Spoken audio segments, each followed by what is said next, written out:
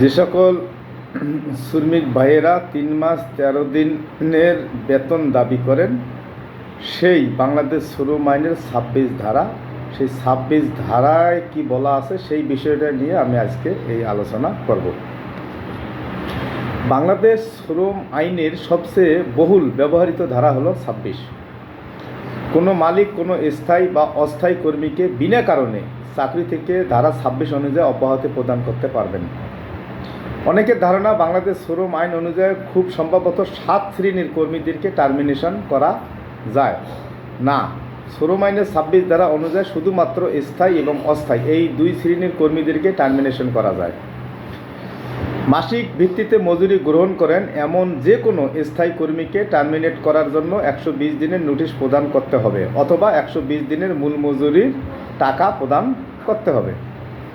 স্থায়ী শ্রমিকের মধ্যে অনেকেই আছেন যারা সাপ্তাহিক এবং দৈনিক ভিত্তিতে মজুরি গ্রহণ করেন। উক্ত স্থায়ী শ্রমিকদেরকে টার্মিনেট করার জন্য ৬০ দিনের নোটিশ বা ৬০ দিনের মূল মজুরি প্রদান করতে হবে।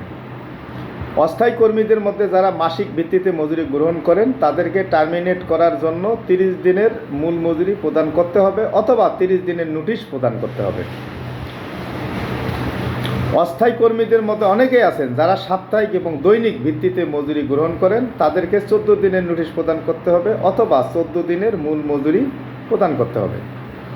২৬ ধারা অনুযায়ী কোনো স্থায়ী কর্মীকে অব্যাহতি প্রদান করলে তাকে ২৬(৪) ধারা অনুযায়ী প্রতি বছর কাজের জন্য ১ মাসের মূল মজুরি প্রদান করতে হবে। শুধুমাত্র একজন স্থায়ী কর্মী পাবেন এবং ইহা অস্থায়ী কর্মীর জন্য প্রযোজ্য নয়। শ্রম আইনের ২৬ ধারা অনুযায়ী যদি কোনো কর্মীকে অব্যাহতি প্রদান করা হয় তবে তিনি শ্রম আদালতে মামলা করতে পারিবেন না। তবে ৩৩(৯) ধারা অনুযায়ী ৩টি কারণে মামলা করা যাবে। ট্রেড ইউনিয়ন গঠনের কারণে কাউকে টার্মিনেট করলে, ২ ২৬ ধারা অনুযায়ী পাওনা পরিশোধ না করলে, ৩ উদ্দেশ্যমূলকভাবে কোনো কর্মীকে টার্মিনেট করলে।